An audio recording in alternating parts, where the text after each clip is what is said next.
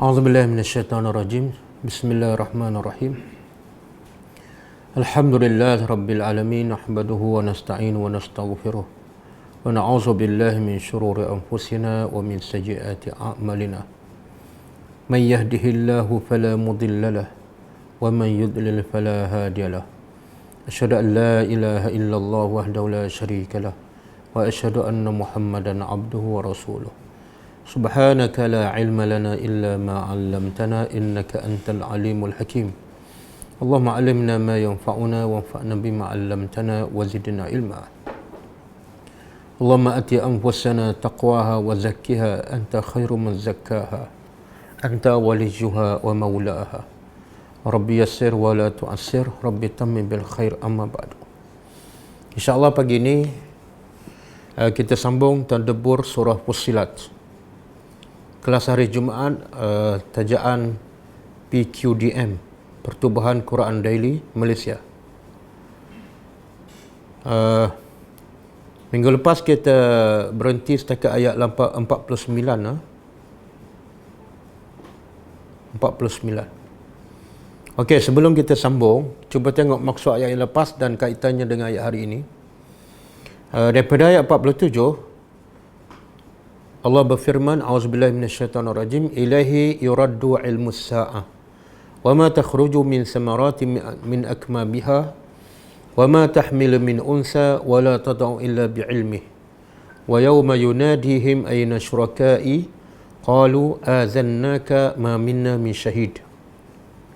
Maksudnya, Allah nak beritahu pokok persoalan yang paling utama yang menyebabkan Rasul diutuskan, Al-Quran diturunkan dan berlaku pertembungan antara dakwah yang dibawa oleh Nabi dengan kebanyakan manusia.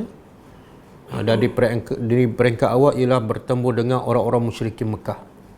Apa dia pokok persoalan yang paling besar? Iaitu tentang hari kebangkitan.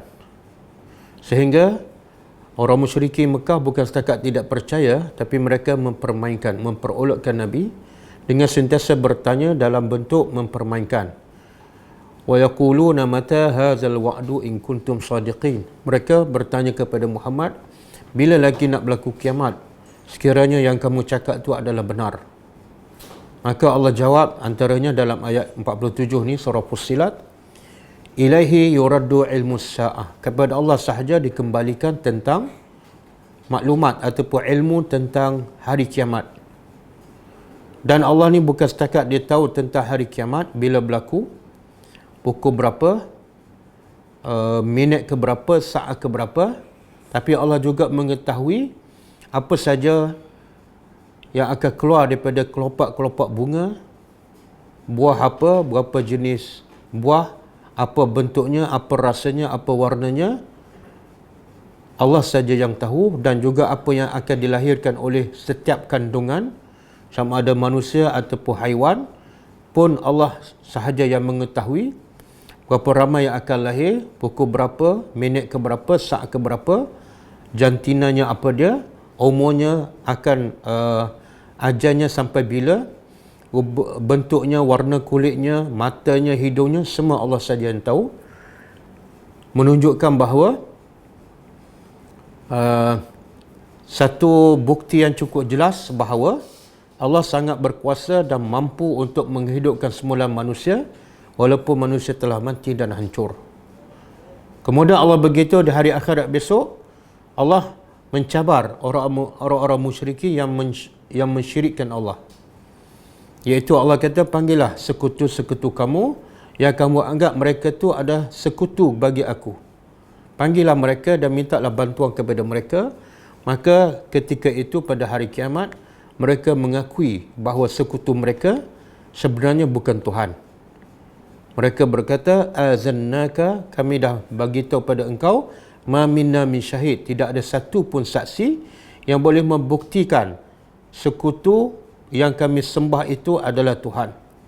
Bahkan Allah kata ayat 48, wa dhalla anhum, bukan setakat sekutu mereka yang mereka sembah tu, yang mereka anggap Tuhan, bukan setakat tidak ada dan tidak menyahut seruan mereka, tetapi wadalla anhum, sia-sia semua apa yang mereka telah kerjakan, yang telah mereka doakan sebelum ini, iaitu semasa hidup di dunia.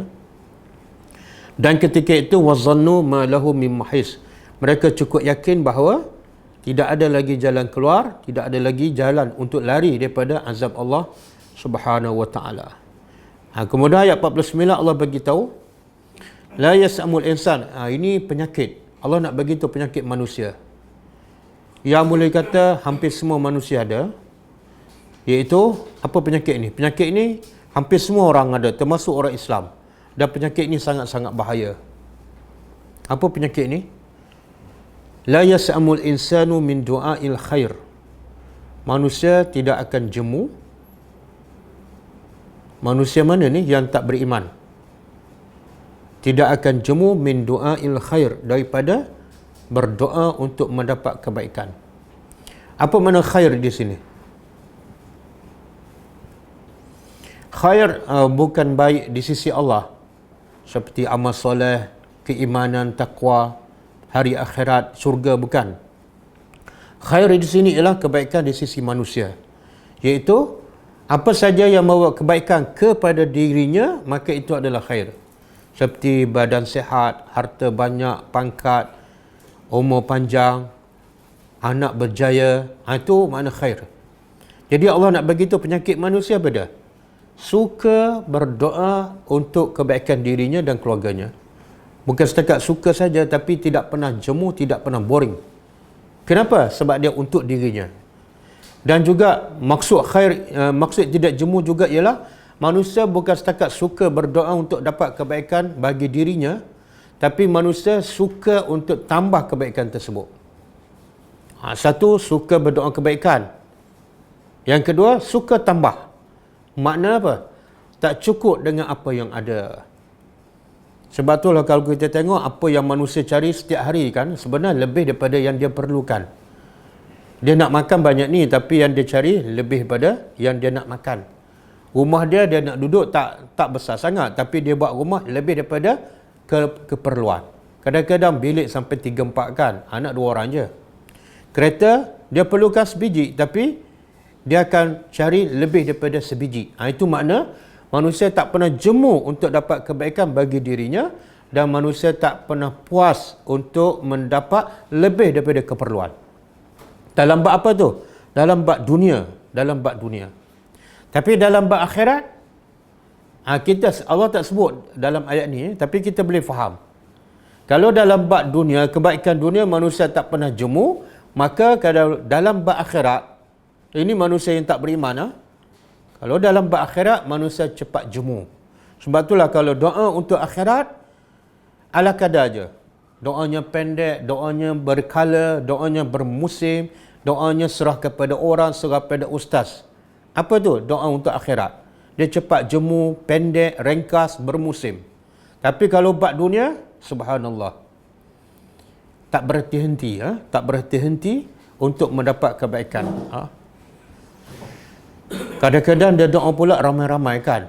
Contoh, kalau nak pergi Mekah, dia buat doa selamat. Itu tak jemu. Bila balik Mekah pula, doa pula ramai-ramai. Tak pernah jemu. Siap dengan buat makan lagi. Kalau anak nak peresa, doa lagi, solat ajak lagi. Tak pernah jemu. Setiap tahun macam tu lah. Tapi bila doa untuk Allah bagi hidayat, doa supaya Allah lapangkan hati, doa supaya Allah bersihkan jiwa, itu jarang. Jarang dibaca. Kalau baca pun berkala ataupun bermusim. Sebab apa? Sebab dia tak rasa kebaikannya balik kepada dia semasa hidup di dunia. Dan wa in massahu syarr, sekiranya manusia ditimpa syar, dia minta kebaikan, tiba-tiba dapat keburukan. Apa pula sikap buruk manusia? Ini yang Allah kata, ya ayuhan nas qad ja'atkum mau'izatum min rabbikum wa shifaa'un lima fis sudur wa hudan wa rahmah lil mu'minin. Surah Yunus ayat 57. Allah kata apa? Wahai manusia, telah datang pada kamu mau'izah, peringatan. Peringatan daripada siapa? Min rabbikum ni. Ayat-ayat Quran ni sebenarnya peringatan bukan daripada bapa kamu, bukan daripada Perdana Menteri, bukan daripada bos kamu, tapi dia daripada pencipta kamu dan pencipta segala-gala, maka kena bagi perhatian. Bukan setakat dia daripada Tuhan, tapi dia nak mauizah, mengingatkan kamu. Kemudian wasyifa'un, peringatan Allah ini akan merawat penyakit hati kamu. Penyakit hati kamu, dan akhirnya dia akan menjadi petunjuk dan rahmat. Tapi bukan untuk semua orang. Lil mu'minin, untuk orang beriman sahaja. Jadi ayat ni, ayat surah Fussilat ayat 49, inilah mauizah daripada Tuhan kita, dan juga syifa, merawat penyakit hati. Apa penyakit hati? Iaitu manusia suka kebaikan untuk diri dia. Kalau untuk diri dia, dia sanggup korbankan apa? Pagi sampai petang, muda sampai ketua, sampai berpenyakit untuk diri dia dan keluarga. Tapi kalau untuk agama Allah, untuk kebaikan orang, bermusim. Itu pun kadang-kadang setelah pencen. Kadang-kadang tunggu cuti. Kan? Kalau nak ambil cuti untuk pergi berdakwah tu, kadang-kadang setahun tak ambil lagi, tak apply lagi. Tapi kalau cuti untuk keluarga dia, minggu depan dah siap dah. Jadi bila manusia ditimpa keburukan, yang kaya jadi fakir, yang sihat jadi sakit, apa sikap dia? Penyakitnya apa? Fayausun qanut. Lalu dia kecewa, dia putus asa. Ya Allah, kenapa ni? Kenapa aku dapat sakit pula? Kenapa aku miskin? Kenapa ada musibah ni? Ini perangai orang yang tak beriman kepada Allah. Jadi sebenarnya apa yang Allah nak bagi tahu ni? Penyakit apa ni? Penyakit apa ni? Cinta ke dunia, spesifiknya apa dia? Iaitu bila dapat nikmat, dia tak akan semakin bersyukur pada Allah. Jadi sombong. Bila dapat musibah, dia tak reda, tak sabar, bahkan jadi orang yang kecewa. Jadi dua-dua sifat yang tak bagus dan bukan sifat orang beriman. Orang beriman terbalik. Bila dapat nikmat, sentiasa bersyukur pada Allah. Bahkan orang beriman ni, dia tak pernah jemu doa pada dia. Kalau orang beriman, doa kebaikan apa? Bukan kebaikan dunia, bukan kebaikan untuk diri dia. Dia banyak berdoa kebaikan untuk akhirat dan kebaikan untuk orang lain. Bila dia berdoa kebaikan untuk orang lain, sebenarnya itulah untuk akhirat dia. Itulah yang dilakukan oleh Nabi, para sahabat, salafus salih. Mereka banyak habiskan masa, habiskan duit, habiskan wang ringgit, habiskan ilmu mereka untuk orang. Sebab mereka tahu itulah yang akan jadi bekalan mereka setelah mereka kembali kepada Allah. Dan bila orang beriman ditimpa musibah, mereka reda, mereka sabar. Maka dua-dua keadaan bagi orang beriman adalah khair. Yang Nabi rasa kagum dengan orang beriman. Tapi bagi orang tak beriman, dua-dua keadaan tak baik. Dapat nikmat, kufur, sombong. Dapat musibah, putus asa, kecewa. Okey? Allah, okey, kita sambung tadabbur ayat 50 insya-Allah. Okey. Hubungan ayat 50 dengan ayat 49 ni. Kalau ayat 49, Allah kata apa? Manusia tak pernah jemu, manusia tak beriman, tak pernah jemu untuk berdoa mendapat kebaikan duniawi. Sihat, panjang umur, harta, naik pangkat, anak berjaya, tak pernah jemu. Walaupun kena bayar, doa tu kena bayar pun dia sanggup bayar. Okey? Ayat 50 Allah nak begitu, okey. Kalau dia suka berdoa untuk dapat kebaikan bagi dirinya, dan dia dapat kebaikan, apa sikapnya? Dia dapat kebaikan yang dia nak, apa sikapnya? Walain, dan pasti sekiranya azaqnahu, kami rasakan ataupun kami timpakannya rahmat. Rahmat ni apa-apa saja kebaikan, dan rahmat umum dia boleh ada pada orang kafir dan boleh ada pada orang beriman. Jadi rahmat yang kepada orang kafir, kesihatan, panjang umur, harta dan sebagainya. Tapi rahmat khas untuk orang beriman ialah iman, taqwa. Jadi Allah kata setelah mereka berdoa untuk dapat kebaikan duniawi, maka Allah kata pasti sekiranya kami rasakan rahmat, kebaikan yang mereka minta tu. Dan Allah sebut rahmat itu minna, dari kami, bukan dari mereka. Mereka hanya minta je. tapi akhirnya Allah yang bagi. Minna min ba'di, dari selepas dharra kesusahan ataupun kesakitan. Sebelum ni mereka miskin, tiba-tiba mereka minta Allah bagi harta. Sebelum ni mereka sakit, mereka minta berkali-kali kepada Allah untuk sihat, Allah bagi sihat. Maka apa sikap mereka? Masathu, kesusahan yang menimpanya sebelum ni,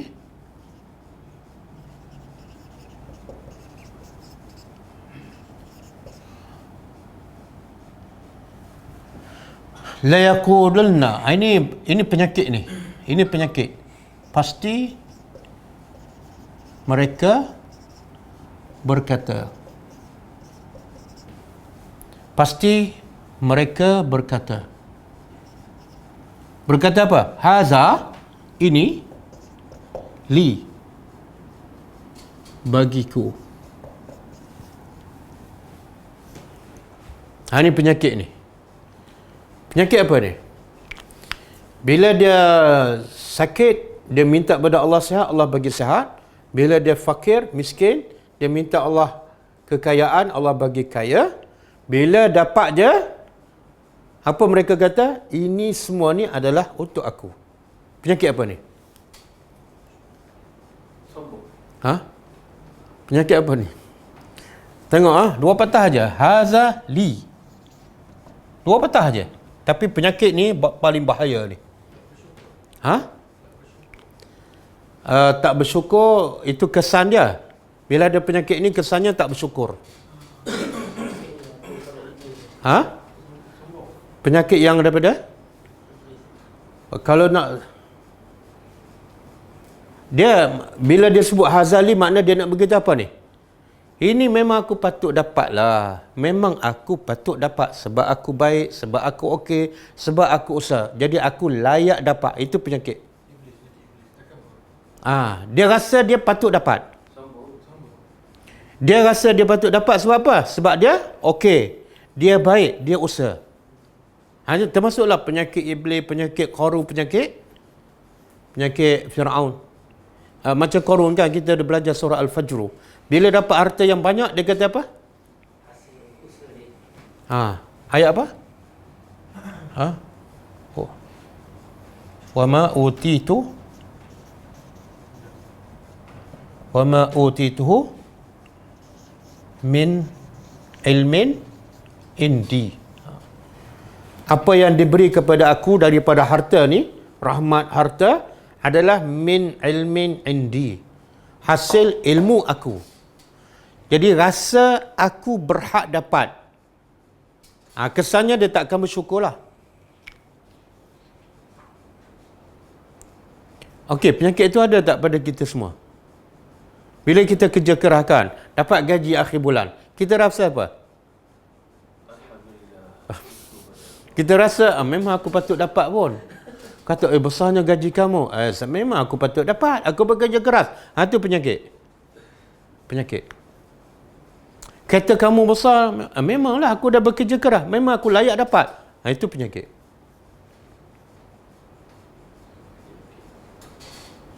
Habis nak rasa apa? Nak rasa apa? Kalau ini penyakit, rawatannya apa? Kembali semua kepada Allah. Rawatannya ialah, sebenarnya aku tak layak dapat ni.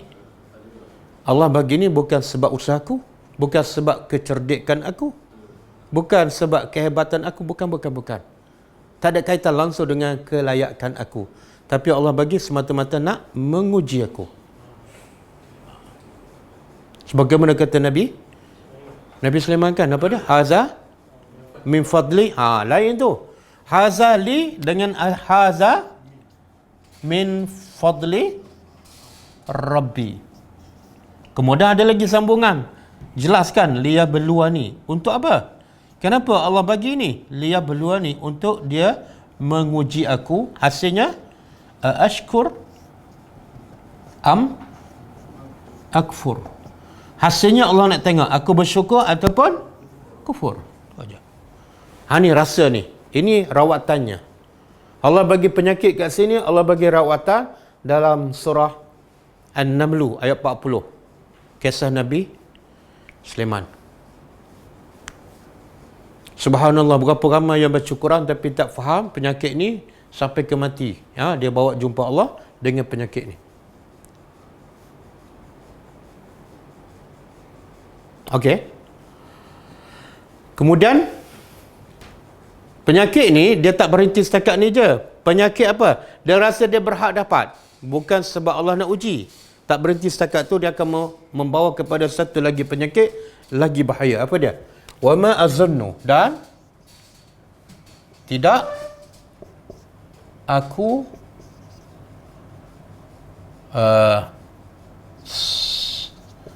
sangka ataupun agak as-sa'ah apa dia? Kiamat. Iqtarabatis sa'ah. Telah dekat kiamat. Qa'imah, akan berlaku. Tengok. Penyakit pertama tadi apa? Ini penyakit. Satu, rasa dia berhak. Ataupun dia rasa okey. Memang dia patut dapat. Dan penyakit ni akan membawa kepada penyakit kedua. Penyakit apa ni?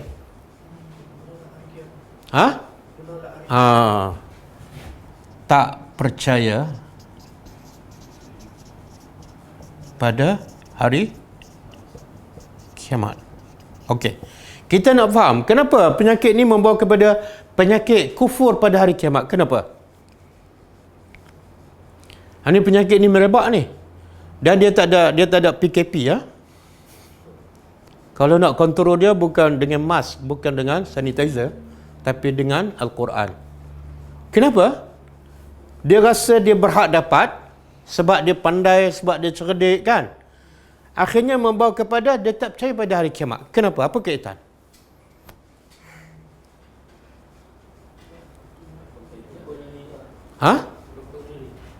Tak kaitan penyakit ni dengan penyakit ni. Dia penyakit berantai ya. Dia tak rasa. Bukan surat berantai ya. Dia tak rasa Allah tu yang bagi semuanya. So dia tak rasa hari kemalasan tu nanti akan ada kepada dia. Okey. Kurang tepat. Dia tak percaya ni neraka. Yalah, kenapa dia tak percaya pada hari akhirat? Mana tak percaya pada neraka lah. Kalau dia percaya dia tak sebutlah hazal ni fali rabbi. Dia akan sebut hari perkataan Nabi Sulaiman kan. Dia tak yakin dengan balasan Tuhan. Pasal dia rasa semua benda dia buat. Okey. Macam ni. Bila dia rasa dia kaya kan, dia berhak dapat. Kalau dia rasa dia berhak dapat sebab dia cerdik kan, maka bila dia berhak dapat, tak mungkin berlaku kiamat lah. Kalau berlaku kiamat, semua tu hancur. Mana boleh hancur sedangkan dia berhak dapat. Bila dia berhak dapat, dia akan dapat selama-lama lah. Sebab dia memang layak. Boleh faham? Tengok. Oh, bahaya tu. Dan sebenar berlaku tak pada orang Islam ni? Cuba tengok orang Islam bila dia kaya pangkat besar kan. Dia tak kata dia tak percaya pada hari akhirat. Tapi gaya hidup dia macam tak ada hari kiamat. Sampai ketua. Umur 90 lebih. Masih duduk kerja dunia kan. Sebab apa? Macam tak ada kiamat. Aku layak duduk tempat macam ni. Jadi Tuhan dah bagi aku sebab aku layak. Kenapa Tuhan nak tarik balik? Kan aku layak. Akhirnya dia tak bersedia untuk hari akhirat. Walaupun dia orang Islam. Betul? Oh, ramai ni. Berapa ramai yang tua tak sedar diri. Sebab penyakit apa? Aku bekerja keras. Aku dulu jawatan besar. Bukan sebab Tuhan bagi. Sebab aku memang layak lah. Tuhan memang patut bagi. Akhirnya dia tak berubah sampai ke tua. Umur 70 duduk kayu. Umur 80 dengan kursi roda pusing dunia lagi. Ya Allah. Oh, bahaya ni penyakit. Ni, Allah kata syifa ni. Lebih payah pada COVID sana. Oh, bahaya pada COVID ni. Betul. Bahaya pada Dajjal ni. Jadi Dajjal tu Ustaz. Ha. Dajjal tu. Penyakit ni menolak Dajjal. Ya.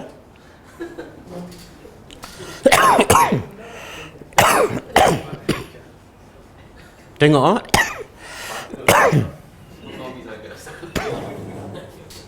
bagi lagi. Okey.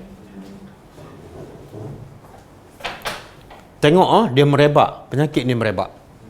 Dia COVID dia tak merebak kan, mati je. Walain dan lain pasti sekiranya ruji'tu apa dia? Aku kembali. Bukan aku kembali. Kalau raja'tu aku kembali. Kalau ruji'tu aku dikembalikan. Kalau aku dikembalikan. Aku dikembalikan kan? Tadi kan dia tak percaya pada hari akhirat. Maka dia kata apa? Kalau andaian kalau betul dikembalikan ila Rabbi, kepada Tuhanku, maka apa pandangan dia pula? Innali, sesungguhnya, li, bagi aku, li lagi ni. Kat dunia dah li. Di akhirat besok kalau betul-betul berlaku mati dan aku dikembali pada Allah, apa pula pandangan dia yang rusak tu? Sesungguhnya bagiku, indahu, di sisinya, lal husna, pasti lebih baik. Oh, lagi bahaya. Husna ni kalau ikut dalam ayat Quran, lillazina ahsanu al-husna, bagi orang beriman dan bagi orang yang berbuat baik, Allah kata al-husna, iaitu syurga. Jadi apa ni? Membawa kepada yang ketiga pada dia buat andaian. Tadi tak percaya kan? Tapi dia kata kalau betul-betul berlakulah dan aku balik kepada Tuhan, maka aku akan dapat lagi baik. Kenapa? Kalau berlaku kiamat, dia balik pada Tuhan, dia kata aku akan dapat lebih baik daripada yang aku dapat kat dunia. Kenapa? Sebab aku memang orang baik. Aku memang orang layak. Dan akhirat lebih baik pada dunia. Jadi aku yang layak ni patut dapat di akhirat lagi baik daripada yang aku dapat kat. Oh, bahaya. Penyakit apa tu? Penyakit pemikiran, iaitu bila orang tu dapat baik ke dunia, dia akan rasa mesti akan dapat baik sepanjang masa. Sebab dia memang orang yang layak. Tak mungkin Tuhan tarik macam tu dan Tuhan masuk neraka. Tak mungkin. Oh, pemikiran paling bahaya tu.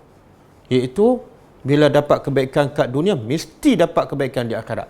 Dan bila dapat kesusahan kat dunia, mesti dapat kesusahan di akhirat. Oh, terbalik. Sebab apa? Pemikiran tu sangat bahaya dan bercanggah dengan ajaran Islam. Ajaran Islam apa dia? Ajaran Islam apa dia? Bukan semua orang dapat baik kat dunia, dia akan terus dapat baik. Dan bukan semua orang susah kat dunia, dia akan terus susah di. Sebab apa? Sebab Allah bagi kebaikan kat dunia bukan sebab orang tu baik, sebab nak menguji. Bila habis proses ujian, berlaku pula proses balasan. Jadi balasan bukan berdasarkan nikmat yang Allah bagi, tak. Berdasarkan dia lulus ujian ataupun gagal. Boleh? Rumah kan? Ni A. A dapat rumah, harta, pangkat.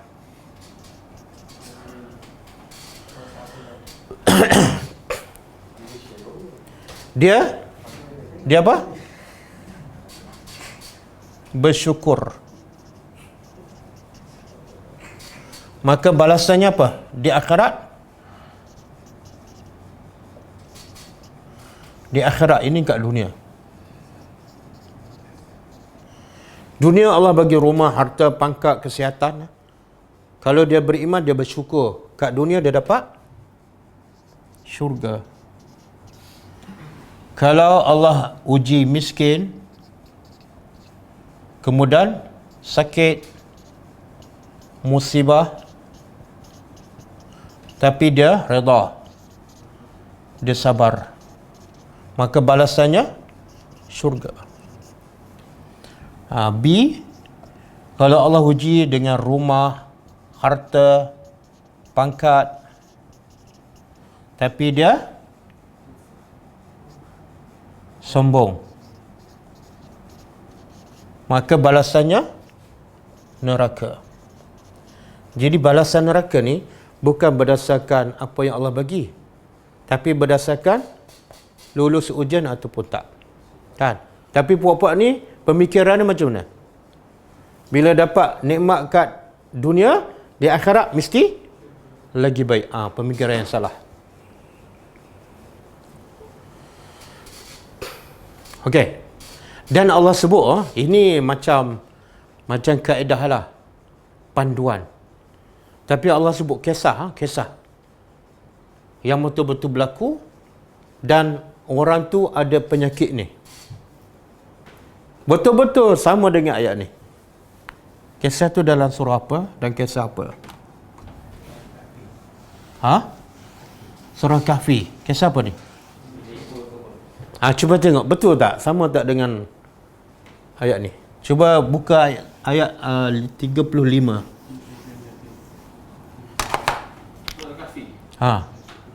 Wadakhala ayat 35. Wadakhala jannatahu wa huwa 35 ke 36?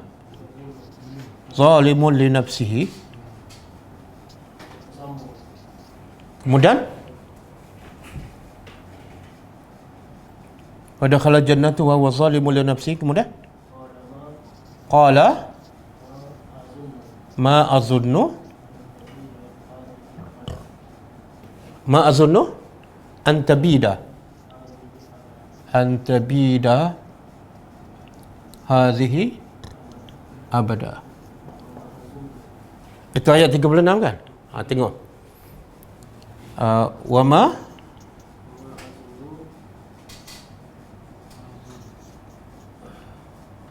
azunnu as-sa'ah qa'imatan walain raditu ila rabbi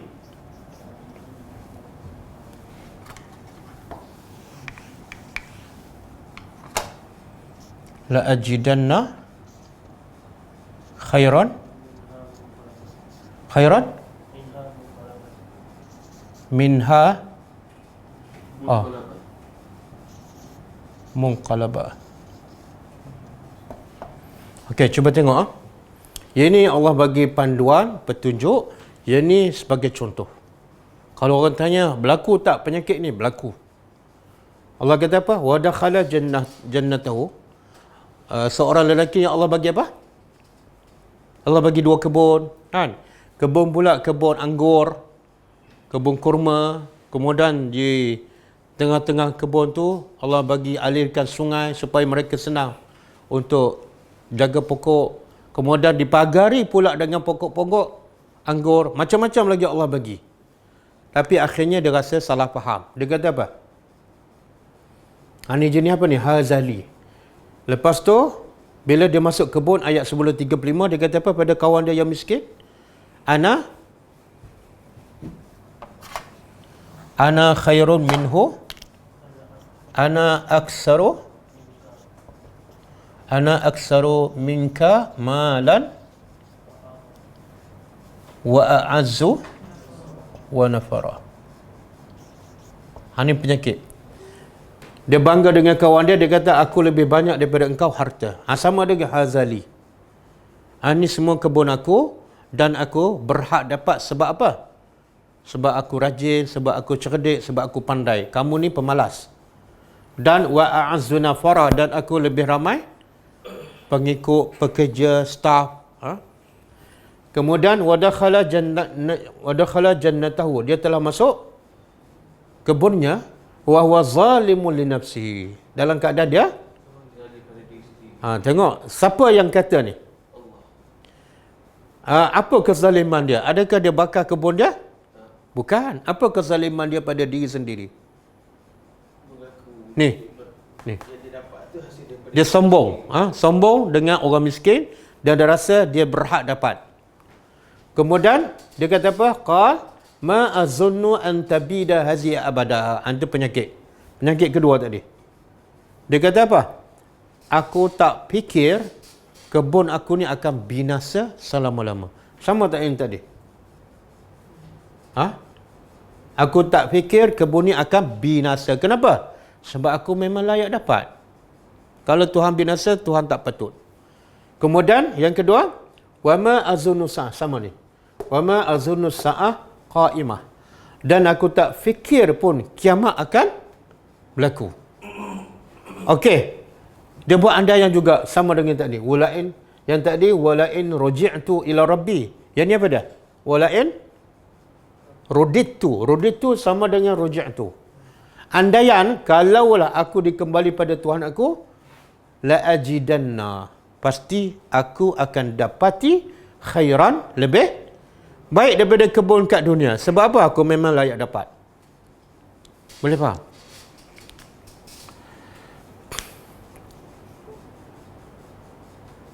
Okey.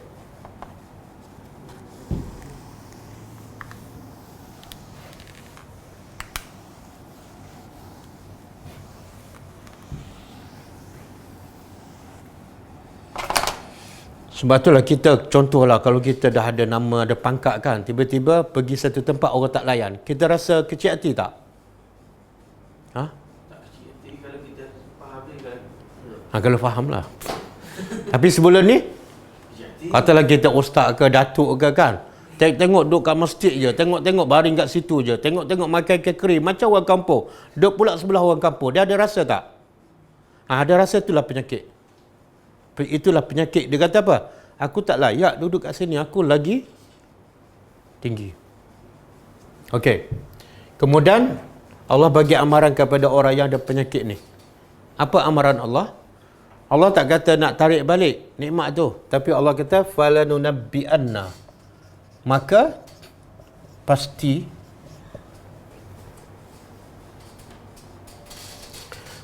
nunabbi'anna, pada kami akan nunabbi'ah apa dah? Daripada nabak, kami akan ceritakan kepada orang-orang, kami akan ceritakan kepada orang kafir ni. Tengok sekarang Allah sebut allazina kafaru, orang-orang kafir. Bima amilu, dengan apa yang amilu mereka kerjakan. Okey, perasan tak? Allah kata kami akan cerita, bongkarkan kepada orang-orang kafir. Siapa orang kafir di sini? Sebelum ni ada tak Allah sebut orang kafir? Dalam ayat ni tak ada kan? Tak ada. Tiba-tiba kenapa Allah kata allazina kafaru? Cerita pasal penyakit ni kan, bila dapat nikmat setelah susah, mereka rasa mereka berhak dapat. Sebab tu mereka jadi sombong dan kedekut. Dan yang kedua, mereka tak percaya pada hari kiamat. Dan mereka buat andaian kalau berlaku juga kiamat, pasti dia akan dapat lebih baik. Tiba-tiba Allah kata kami akan bongkarkan kepada orang kafir. Siapa orang kafir ni?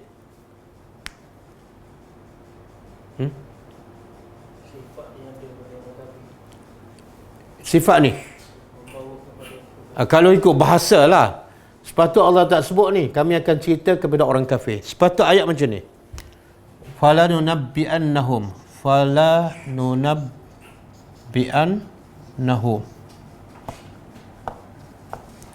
pasti kami akan cerita pada mereka. Mereka ni siapa ni?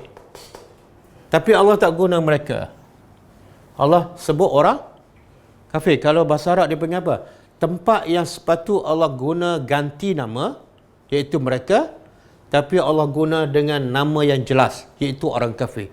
Makna ada pengajaran. Apa pengajaran? Sifat dia sama daripada orang kafir. Ha? Orang mukmin, dia kalau ada sifat dia lebih kurang sama macam orang kafir. Allah nak bagi tahu sesuatu. Sebenarnya yang ada sifat ni, satu, hukum dia boleh jadi kafir. Hukum dia boleh jadi kafir. Jadi two in one. Sambil Allah jelaskan, Allah nak bagi itu hukum. Ini sifat orang kafir. Yang kedua, Allah nak bagi tahu, kalau orang Islam ada sifat-sifat ni, maka dia menyerupai orang kafir. Man tashabbaha biqaumin fahuwa minhum. Ramai nak orang Islam yang ada sifat ni. Sebenarnya dia pengikut orang kafir. Bila orang hina dia, letak tempat tak sepatut, dia rasa macam tak patut. Dia marah pada orang. Itu perangai orang kafir. Sebab itulah Nabi kan. Bila Nabi dimuliakan lebih daripada orang lain, Nabi rasa apa? Kadang-kadang sahabat muliakan Nabi lebih kepada memuliakan sahabat. Maka Nabi kata apa? Kan satu hari bila disembelih kambing dalam satu perjalanan, semua sahabat nak berkhidmat. Ada yang nak tukar sembelih, ada yang nak tukar lapah, ada yang tukar nak masak, ada yang tukar nak cari kayu api. Nabi kata, aku cari kayu api. Sahabat kata apa? Ya Rasulullah, engkau Rasulullah, tak payah buat, bagi kami buat, kamu relax je. Apa jawapan Nabi? Aku tak nak aku dilihat di sisi Allah berbeza dengan orang lain. Berbeza dari segi apa? Orang lain kerja, aku tak kerja. Aku tak nak. Itu sifat Nabi. Tapi kalau kita buat kerja dengan datuk kan, kita angkat barang apa semua kan, comot habis pakaian. Datuk buat apa? Tu tak tahu datuk manalah. Okey. Kemudian Allah kata wala nuziqanna, dan pasti kami akan rasakan. Pasti kami akan rasakan kepada mereka azabin, dari azab ghalis. Apa dia? Keras ataupun dahsyat. Ghalis ni asalnya kasar. Ghalizul qalbi, keras hati.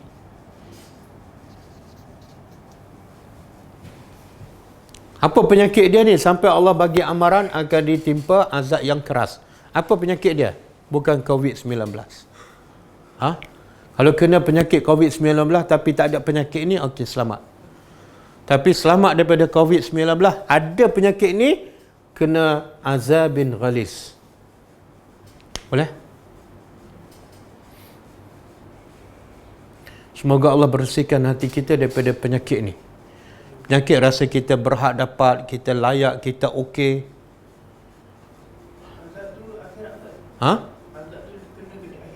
Ini di akhirat. Kalau sebut azab bin ghalis, di akhirat.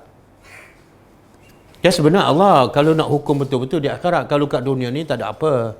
Sebab tu ramai tak orang yang kufur kepada Allah, berpuluh-puluh tahun Allah biarkan sampai last minute kan. Sebab apa? Supaya mereka betul-betul dapat azab yang lagi dahsyat. Kadang-kadang, maaf saya cakapkan, kadang-kadang pelajar sendirilah. Kadang-kadang pendakwah sendiri kan. Pelajar ni bila dia sampai pada sepupu dia, pada keluarga dia yang buat maksiat kan, tiba-tiba orang tak terima nasihat dia. Kadang-kadang orang marah kat dia, dia kecil hati. Banyak tanya soalan pada saya, macam mana Ustaz? Kita nak ajak dia buat baik, tapi dia marah pula pada kita, dia pulau kita. Geram betul lah. Penyakit geram tu pun penyakit juga tu. Sebab dia rasa macam bila kita cakap, dia kena dengar. Sebab aku dah okey, aku dah cakap benda baik. Kamu ni kenapa degil? Salah tu, salah. Pertama, bila kita cakap orang tak dengar, salahkan diri kita. Mungkin bahasa kita tak sesuai, waktu tak sesuai, kan? Kita bercakap pula kosong, tak ada dalil dan sebagainya. Salahkan diri kita yang pertama. Yang kedua, kalau kita dah cukup lengkap dengan dalil apa semua, bahasa pelembut, orang tolak juga, itu bukan kerja kita.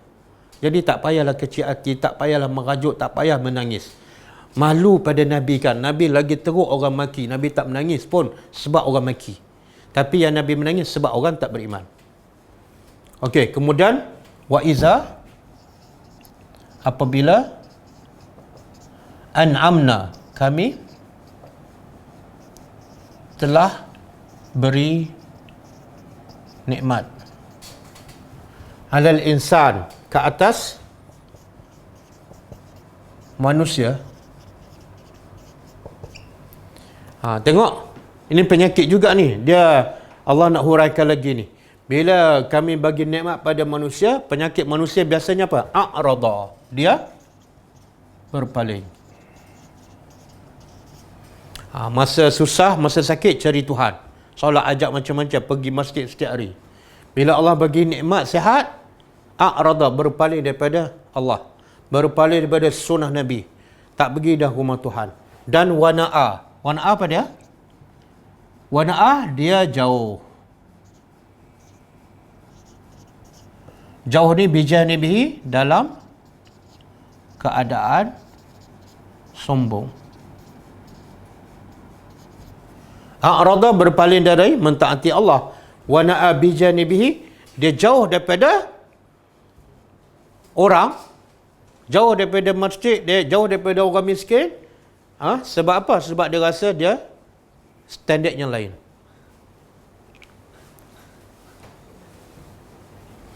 Okey? Ini bila ni? Bila dapat nikmat. Wa iza massahu, dan apabila massahu, dia ditimpa syarr, apa dia? Keburukan. Keburukan ni mana musibah, kefakiran, sakit. Apa pula sikap dia? Fazu, maka dia, zu ni mempunyai doa aridin. Apa mana? Arid dalam bahasa Arab ni lebar. Doa yang lebar apa makna? Doa yang panjang. Bila ada musibah je, doa dia mula panjang lebar. Dalam bahasa Arab, kalau doa yang arid, makna ayat panjang tapi isinya tak ada. Lawan dia ijaz. Ijaz dalam bahasa Arab, ijaz. Apa makna ijaz? Ma qalla wa dalla.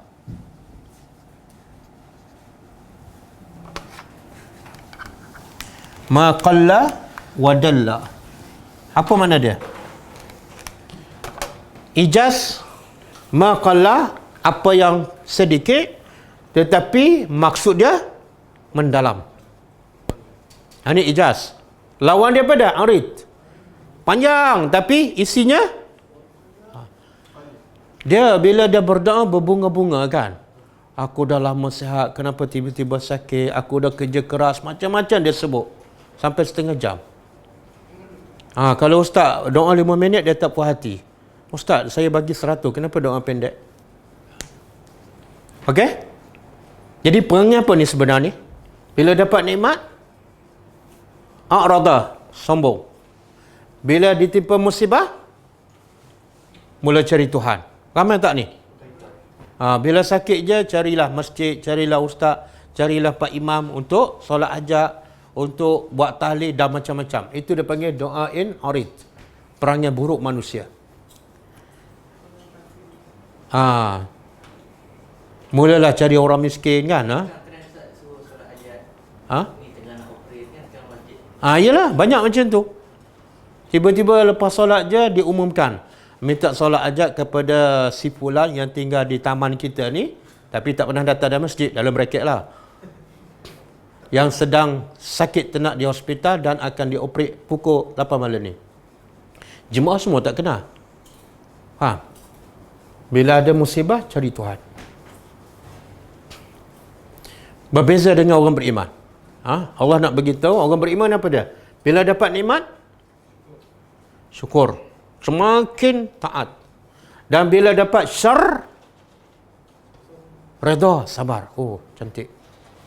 Jadi akhirnya orang beriman sentiasa baik, sentiasa tenang, sentiasa bahagia. Bahkan bagi orang beriman kadang-kadang, bagi orang beriman, musibah itulah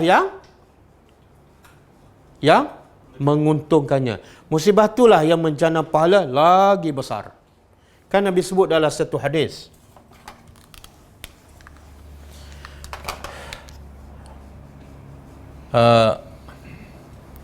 Inna Allaha iza ahabba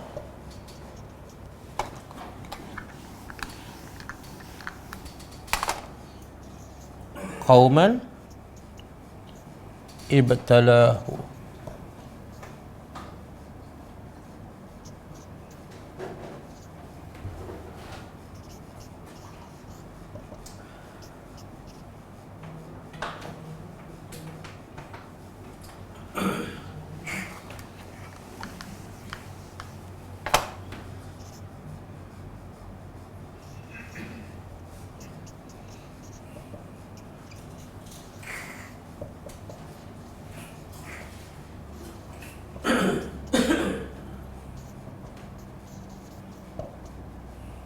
Okey. Lebih kurang maksud Allah kata, Nabi kata apa? Sesungguhnya Allah apabila dia cinta pada sesuatu kaum atau pada seseorang, Allah buat apa? Uji. Allah uji dengan apa ni? Syar. Jadi bagi orang beriman bila ditimpa dengan musibah, itu adalah tanda Allah cinta. Dan Nabi kata lagi, wa kasratul jaza. Banyaknya pahala adalah mengikut banyaknya ujian. Bukan banyak nikmat Jadi orang beriman dah bila dapat nikmat dia suka. Sebab dengan bila dapat musibah dia suka, sebab dengan musibah itulah akan menjadikan pahalanya lagi banyak kan. Sebab tu apa amalan yang pahalanya yang paling besar? Amalan apa ni? Sabar, sabar. Dan syarat nak sabar kenapa? Kena ada ujian. Ustaz, saya sentiasa sabar. Ada ujian? Tak ada. Itu bukan sabar. Saya hujan pun okey, panas pun okey, tapi bila tak ada duit habis. Doa yang arid apa dia, yang panjang lebar. Semua jumpa ustaz dia suruh doa. Ustaz, jangan lupa doa saya. 10 orang ustaz, 10 doa dia minta. Okey, boleh ke? Jadi sekarang ayat yang kita belajar hari ini, Allah nak rawat penyakit kan? Penyakit paling bahaya. Lebih bahaya daripada COVID-19. Dan lebih bahaya daripada Dajjal. Penyakit apa? Penyakit Dajjal tu. Dajjal nak suruh kita ada penyakit ni lah. Jadi orang kadang-kadang takut Dajjal, dia tak takut pada penyakit ni. Tak nampak ni. Okey, penyakit apa ni? Boleh sebut semula. Sebut semula. Sombong. Betul kan? Dia penyakit ni dua patah je. Ni Hazali ni. Hazali. Tapi kalau nak urai, dia rasa dia berhak dapat. Itu penyakit. Rawatannya apa?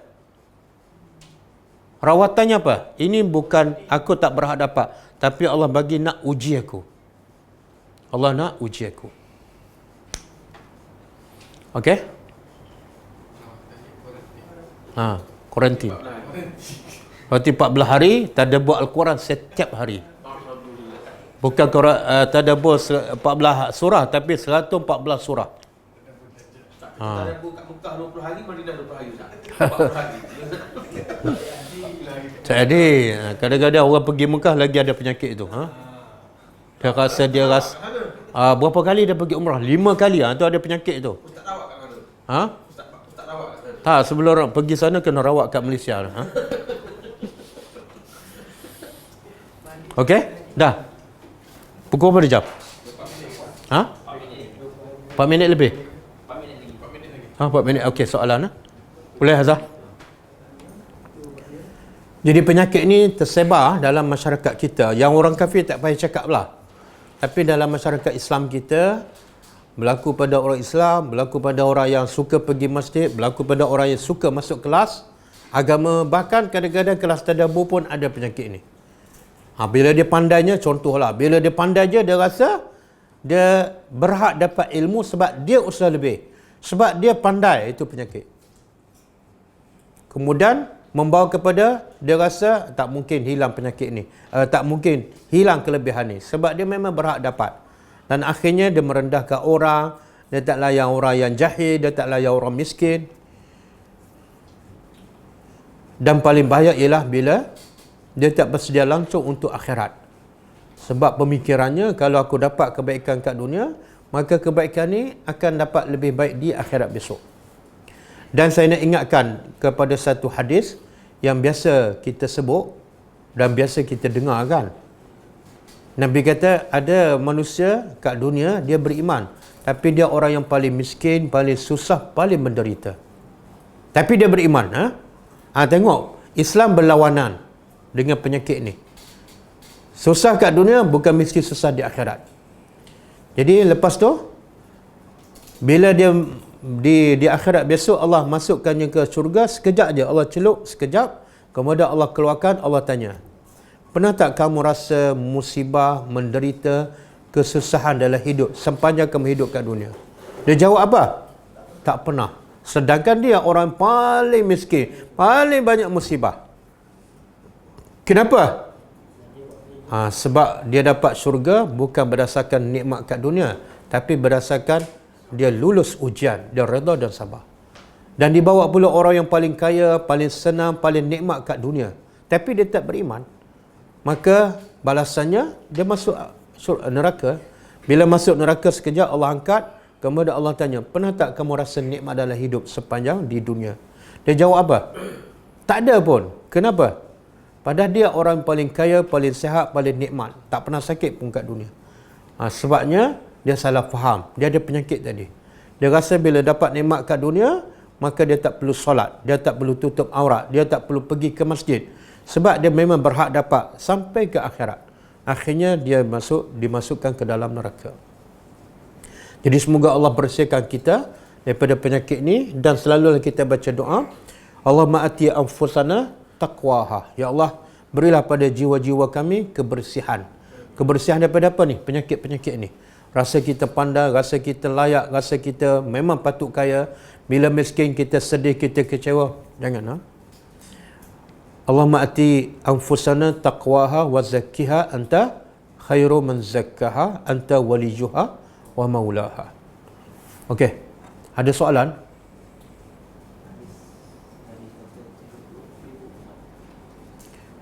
Hadis Nabi kata ada 70,000 umat yang masuk syurga tanpa hisab.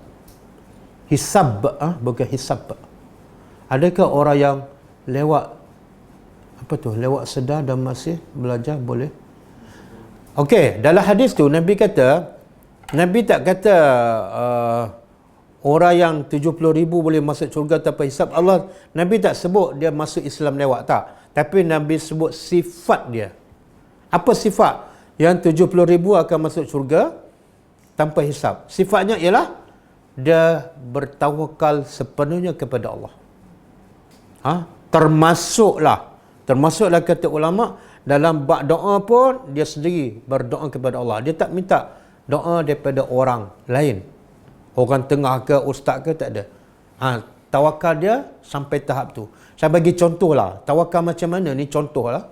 Contoh macam Hajar, bila Allah biarkan dia di tengah-tengah padang pasir, dalam keadaan tak ada suami, tak ada rumah, tak ada pokok, tak ada sungai, tak ada makanan, tak ada kedai, tak ada manusia.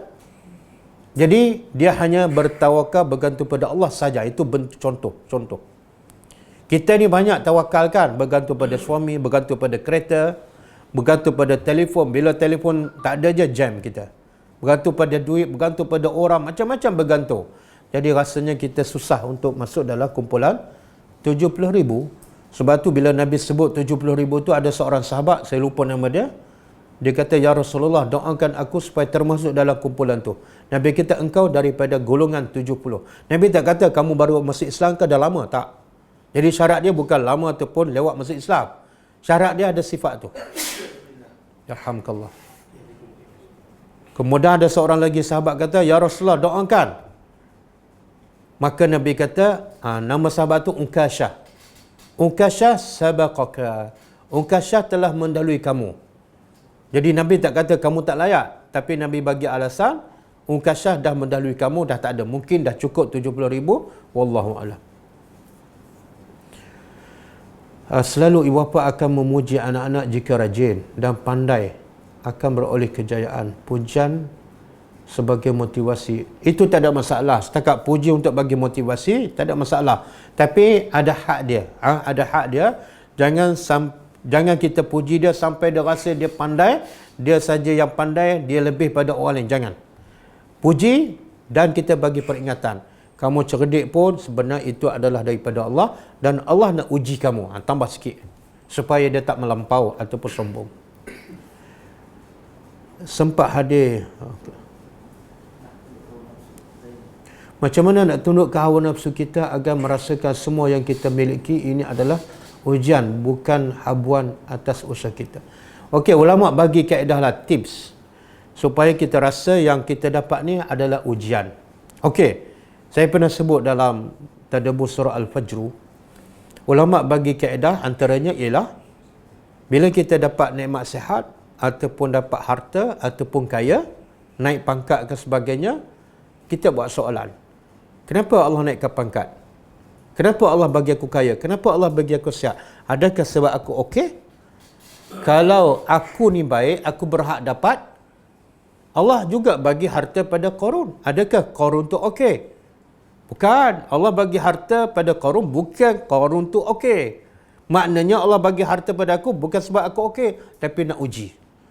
Allah bagi aku sihat, adakah sebab aku okey? Okey, buat soalan. Allah bagi Firaun sihat tak? Berpuluh tahun memerintah Mesir. Sihat. Adakah sebab Firaun okey? Bukan. Bukan. Jadi kalau Allah bagi sihat pada Firaun bukan sebab Firaun okey, maka Allah bagi aku sihat pun bukan sebab aku okey. Bukan sebab aku hebat. Bukan sebab aku berhak dapat. Tapi sebab Allah nak test aku. Begitulah. Bila Allah bagi kita sakit, jangan kita rasa hina. Jangan rasa rendah diri. Buat soalan yang sama. Adakah bila Allah bagi musibah pada aku, Allah tak suka? Okey. Kalau bagi musibah, tanda Allah tak suka, bila Allah bagi Nabi Ayub sakit 18 tahun, adakah Allah tak suka pada Nabi Ayub? Bukan. Bahkan itulah tanda Allah sayang. Jadi jangan merendah diri, jangan rasa hina bila Allah bagi musibah pada kita. Sebaliknya, ingatlah sejarah para Nabi, sejarah para sahabat dan salafus salih. Mereka diuji lagi teruk pada kita, dan mereka tu lebih mulia daripada kita, tapi Allah tak muliakan mereka dengan harta. Allah tak muliakan mereka dengan pangkat. Allah tak muliakan mereka dengan segala nikmat. Tapi Allah muliakan mereka dengan ujian. Okey, kat masjid ikut SOP, tapi kenapa masjid ditutup? Tutup masjid itu SOP lah. Restoran tak tutup, SOP juga. Tapi bukan daripada Quran lah. Kalau daripada Al-Quran, SOP-nya lain. Tak apalah, bagi saya, orang tutup masjid tak bagi pergi, tak apalah, tak payah pergilah. Kita pun ada alasan kan. Tapi sebenarnya Allah nak uji kita. Betul tak kamu tak pergi sebab SOP? Aku nak uji, satu masa SOP tak ada, tak pergi juga. Tak ramai juga kan. Jadi semua tu adalah ujian. Bahkan gunalah masa di rumah untuk baca dan tadabbur Al-Quran. Itu yang paling penting daripada kita nak fokus pergi masjid. Tak ada siapa pun manusia boleh buat SOP yang menghalang manusia daripada tadabbur dan baca Quran. Betul tak? Tak ada siapa pun. Tapi yang tu tak kalut pula nak baca. Tak ada SOP pun. Hari ni tak boleh dekat dengan Al-Quran. Kalau dekat pun jarak 1 meter. Tak ada, tapi tak baca juga. Jadi ramai kita ikut SOP syaitan. Iaitu jangan baca Al-Quran, jangan tadabbur Al-Quran. Penyakit hati, di mana dia rasa bila dia dapat nikmat baik di dunia. Dah.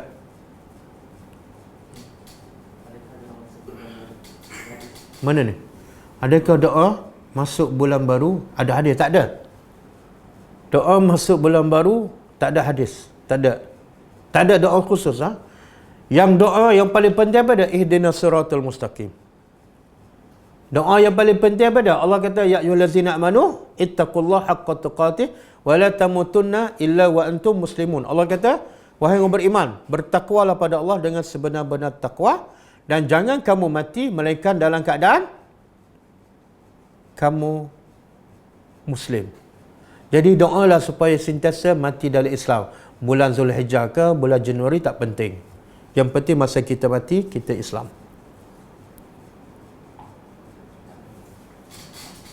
Kak Long, adakah penyakit akun layak ini sama dengan penyakit ujub? Ya, lebih kurang.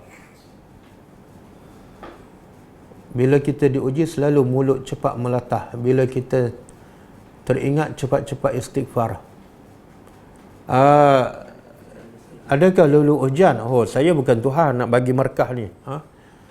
Maknanya paling-paling kurang okey lah. Bila kita cepat-cepat ingat kita istighfar. Tapi sepatutnya bila dah selalu berlaku, lepas tu kita akan semakin baik lah. Kita dah tak melatah dah dalam tempoh tertentu. Kita tak melatah. Sebab apa? Kita dah terbiasa. Terus ingat, terus istighfar. Sepatut dalam masa tertentu hilang penyakit tu. Dah? Mana?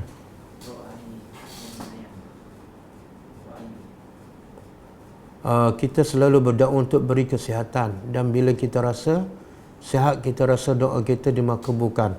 Jadi kita rasa bersyukur. Tak, bagi saya doa untuk yang biasa orang Islam ataupun orang Melayu minta supaya sihat tubuh badan, sebenarnya itu doa tak penting. Berapa ramai yang badan sihat tapi hatinya berpenyakit, akhirnya jadi bahan bakar dalam neraka.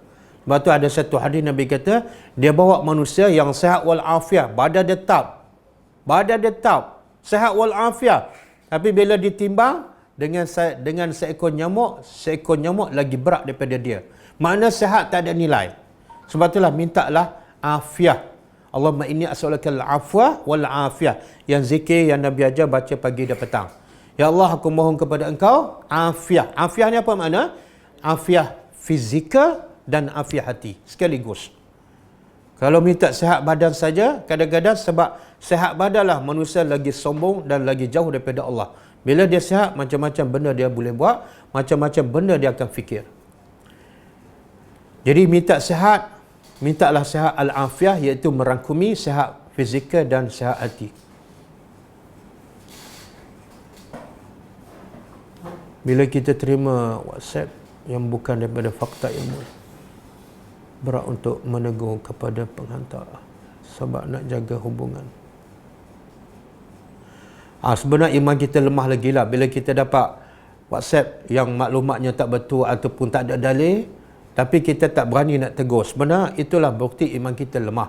Sebab Allah sebut dalam satu ayat Al-Quran, Allah kata, siapa yang berpaling daripada agamaku, Allah akan tukar makhluk yang baru, manusia yang baru, yang sifatnya yuhibbuhu, Allah suka pada mereka, yuhibbuhum, dan mereka pun cinta pada Allah. Dan juga sifat mereka, la yakhafuna laumata laim, mereka tak takut langsung pada celaan orang. Ini sifat orang beriman.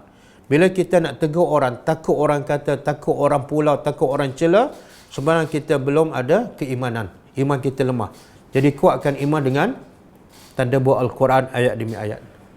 Okey, habis Cukup setakat ni. Kelas kita akan datang ialah pada hari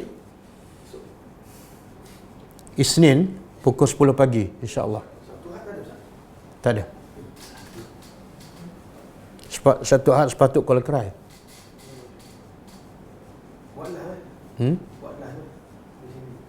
Tak tahu, kena bincang dulu. Bicara dengan pihak sekolah. Dah, okey, kita tutup dengan membaca tasbih kafarah.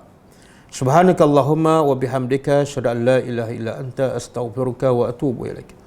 Assalamualaikum warahmatullahi wabarakatuh.